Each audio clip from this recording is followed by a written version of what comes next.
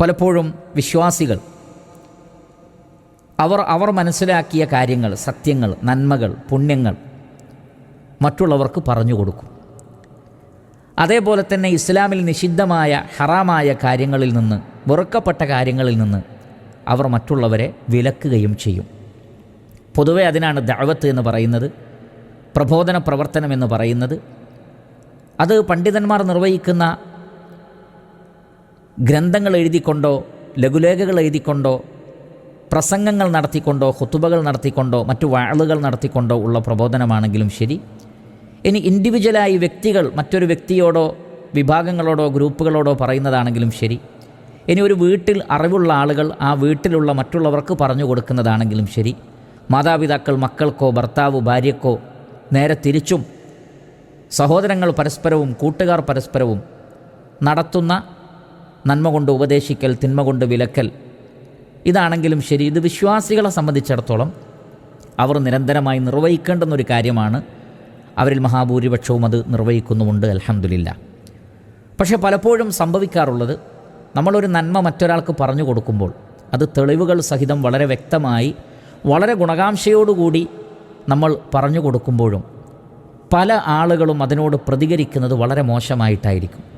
അവർ അതിനെ പറ്റെ കളവാക്കും, പരിഹസിക്കും, പറയുന്ന ആളെ പരിഹസിക്കും, പറയുന്ന വിഷയത്തെ പരിഹസിക്കും, കുത്തവാക്കുകൾ പറയും, ചിലപ്പോൾ ഉപദ്രവിക്കും.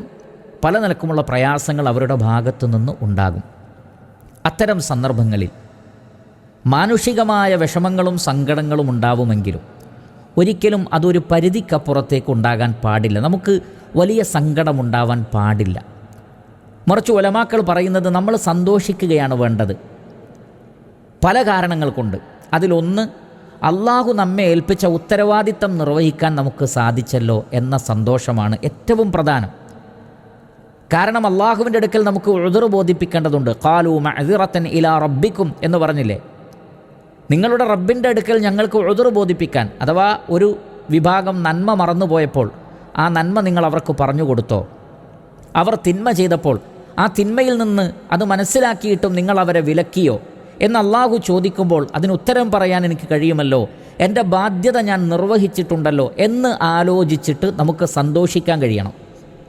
അതുകൊണ്ട് തന്നെ ആളുകൾ നമ്മൾ പറയുന്നത് അനുസരിച്ചാലും ശരി, ഇല്ലെങ്കിലും ശരി, അവർ അത് അംഗീകരിച്ചാലും ശരി, ഇല്ലെങ്കിലും ശരി, നമ്മെ സംബന്ധിച്ചിടത്തോളം ഏറ്റവും വലിയ സന്തോഷം ആ നന്മ പറഞ്ഞു കൊടുക്കാനുള്ളൊരു തൗഫീഖ് നമുക്കുണ്ടായി, ആ തിന്മയെ തൊട്ട് വിലക്കാനുള്ളൊരു തൗഫീഖ് നമുക്കുണ്ടായി എന്ന അർത്ഥത്തിൽ നമ്മൾ സന്തോഷിക്കണം.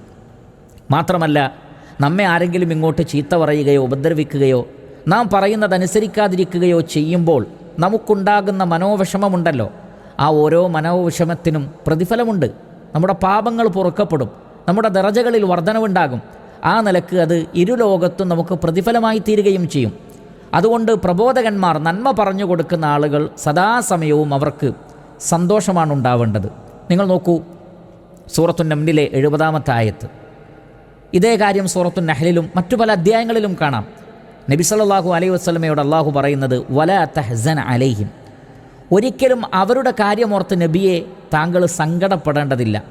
വലാ തകൂൻ ഫീ ദൈഖിൻ മിമ്മാ യംകുറൂൻ, അവർ കുതന്ത്രം പ്രയോഗിക്കുന്നതിനെ സംബന്ധിച്ച് താങ്കളുടെ ഹൃദയത്തിന് വിഷമം തോന്നേണ്ട, ഞെരുക്കം തോന്നേണ്ടതില്ല. അപ്പോൾ ഇവിടെ തുടക്കത്തിൽ പറയുന്നത് വലാ തഹ്സൻ അലൈഹിം, അവരുടെ കാര്യത്തിൽ സങ്കടപ്പെടേണ്ടതില്ല എന്നാണ്. എന്താണ് കാരണം? ഇബ്നു ജരീർ ത്വബരി റഹിമഹുല്ല ഈ ആയത്തിൻ്റെ തഫ്സീറിൽ പറയുന്നുണ്ട്. കാരണം ആ ആയത്തിൻ്റെ പശ്ചാത്തലം അതാണ്. വലാ തഹ്സൻ അലാ ഇദ്ബാരി ഹഉലാഇൽ മുശ്രിക്കീന അൻക വതക്ദീബിഹിം ലക്, ഈ ബഹുദൈവാരാധകരായ ആളുകൾ, അല്ലെങ്കിൽ താങ്കൾ പ്രബോധനം ചെയ്യുന്നത് ആരാണോ അവർ താങ്കളിൽ നിന്ന് പിന്തിരിഞ്ഞു പോകുന്നതിനെ സംബന്ധിച്ചും താങ്കളെ കളവാക്കുന്നതിനെ സംബന്ധിച്ചും ഓർത്ത് താങ്കൾ സങ്കടപ്പെടേണ്ടതില്ല. അവർ പിന്തിരിഞ്ഞു കളയും, കളവാക്കും, പല നിലക്കുമുള്ള നിഷേധം അവരിൽ നിന്നുണ്ടാകും. അതുകൊണ്ട് തന്നെ അമിതമായി അവരുടെ വിഷയത്തിൽ സങ്കടപ്പെടേണ്ടതില്ല എന്നാണ്. അല്ലാമ ഇബ്നു കസീർ റഹ്മത്തുള്ളാഹി അലൈഹി ഈ ആയത്തിൻ്റെ തഫ്സീറിൽ പറയുന്നത്, ഐ അലാ മൻ ഖാലഫക് ലാ തഹ്സൻ അലൈഹിം ഫഇന്നല്ലാഹ ഖദ്ദറ ദാലിക്, താങ്കൾ ഒരിക്കലും ആ വിഷയത്തിൽ സങ്കടപ്പെടേണ്ടതില്ല, അത് അള്ളാഹു ഖദറാക്കിയതാണ്. സത്യവിശ്വാസികളും ഉണ്ടാകും, സത്യനിഷേധികളും ഉണ്ടാകും. മനുഷ്യരുടെ പ്രത്യേകത അതാണ്, ജിന്നുകളുടെയും പ്രത്യേകത അതാണ്. അള്ളാഹു അവരെ ആ നിലക്കാണ് സൃഷ്ടിച്ചിട്ടുള്ളത്. അതൊരു പരീക്ഷണമാണ്. പറയുന്നതെല്ലാം അനുസരിക്കുന്ന സ്വഭാവം മലക്കുകൾക്കുണ്ട്, മറ്റു ജീവജാലങ്ങൾക്കുണ്ട്. മനുഷ്യരും ജിന്നുകളും അതിൽ നിന്ന് വ്യത്യസ്തമാണ്. അവരിൽ സത്യം അംഗീകരിക്കുന്നവരുമുണ്ടാകും, നിരാകരിക്കുന്നവരുമുണ്ടാകും. അത് അള്ളാഹു ഖദറാക്കിയ മനുഷ്യൻ്റെ സൃഷ്ടിപ്പിൽപ്പെട്ടതാണ്. അതവർക്കുള്ള പരീക്ഷണവുമാണ്. അതുകൊണ്ട് ആ കാര്യമോർത്ത് സങ്കടപ്പെടേണ്ടതില്ല. വലൗ ഷാ അള്ളാഹു ഉദ്ദേശിച്ചിരുന്നെങ്കിൽ എല്ലാവർക്കും ഹിദായത്ത് നൽകുമായിരുന്നു. വലൗ ഷാ അല്ലാഹു ലഹദാക്കും അജ്മഈൻ, എല്ലാവർക്കും അള്ളാഹു ഹിദായത്ത് നൽകുമായിരുന്നു. പക്ഷേ അള്ളാഹു ഉദ്ദേശിക്കുന്നത് പരീക്ഷണമാണ്.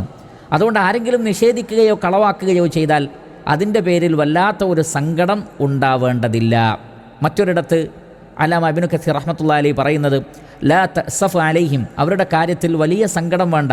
ബൽ അബ്ലിഗുഹും റിസാലത്തല്ലാഹ്, അള്ളാഹുവിൻ്റെ റിസാലത്ത് അവർക്ക് എത്തിച്ചു കൊടുക്കുക, ഈ മെസ്സേജ് കൈമാറുക. ഫമൻ ഇഹ്തദാ ഫലിനഫ്സി, ആരെങ്കിലും അത് അംഗീകരിച്ചാൽ അവർ അവരവരുടെ ഗുണത്തിന് വേണ്ടിയാണ് അത് അംഗീകരിക്കുന്നത്. വമൻ ളല്ല ഫഇന്നമാ യദുല്ലു അലൈഹ, ആരെങ്കിലും ആ സത്യമാർഗത്തിൽ നിന്ന് വഴിതെറ്റിപ്പോവുകയാണെങ്കിൽ അവർക്കെതിരിലാണ് ആ വഴികേട് സ്വീകരിക്കുന്നത്. ഫലാ തദ്ഹബ് നഫ്സുക അലൈഹിം ഹസറാത്ത്, അതുകൊണ്ട് അവരെക്കുറിച്ചുള്ള ആലോചന കൊണ്ട് സങ്കടപ്പെട്ട് സ്വന്തം നഫ്സിനെ പ്രയാസപ്പെടുത്തേണ്ടതില്ല എന്നാണ് നബി സല്ലല്ലാഹു അലൈഹി വസല്ലമയോട് അല്ലാഹു സുബ്ഹാനഹു വ തആല പറയുന്നത്. ഞാനും നിങ്ങളുമൊക്കെ സ്വീകരിക്കേണ്ട നിലപാടാണത്. സ്വാഭാവികമായും നമ്മൾ പറയുന്നത് നമ്മുടെ മക്കളോ നമ്മുടെ പ്രിയപ്പെട്ടവരോ നാട്ടുകാരോ പ്രബോധിത സമൂഹമോ അംഗീകരിക്കാതിരിക്കുമ്പോൾ മനോവിഷമമുണ്ടാകാം, പ്രയാസമുണ്ടാകാം. പക്ഷേ നമ്മുടെ ദൗത്യം അവർക്ക് കാര്യങ്ങൾ പറഞ്ഞു കൊടുക്കലാണ്, അതവർക്ക് എത്തിച്ചു കൊടുക്കലാണ്, കാര്യങ്ങൾ വിശദീകരിച്ചു കൊടുക്കലാണ്. അമിതമായ സങ്കടം, ബേജാറ് വേണ്ടതില്ല. നിഷേധവും പരിഹാസവും മനുഷ്യപ്രകൃതത്തിൽപ്പെട്ടതാണ്. അവിടെ ഒരു മധ്യമ നിലപാട് സ്വീകരിക്കലാണ് മുസ്ലിമീങ്ങളെ സംബന്ധിച്ചിടത്തോളം കരണീയമായിട്ടുള്ളത്. ഇക്കാര്യം നാമൊക്കെ നമ്മുടെ ജീവിതത്തിൽ, നമ്മുടെ പ്രബോധന ജീവിതത്തിൽ നന്മ കൽപ്പിക്കുന്നിടത്ത്, തിന്മ വിലക്കുന്നിടത്ത് ഈ ചിന്ത നമ്മളിൽ ഉണ്ടാകണം. എങ്കിൽ ഒരുപാട് ആശ്വാസവും സമാധാനവും ആഹ്ലാദവും നമുക്കുണ്ടാകും എന്ന് പ്രത്യേകം മനസ്സിലാക്കുക. അല്ലാഹു സുബ്ഹാനഹു വ തആല നാം ഏവരെയും അനുഗ്രഹിക്കട്ടെ.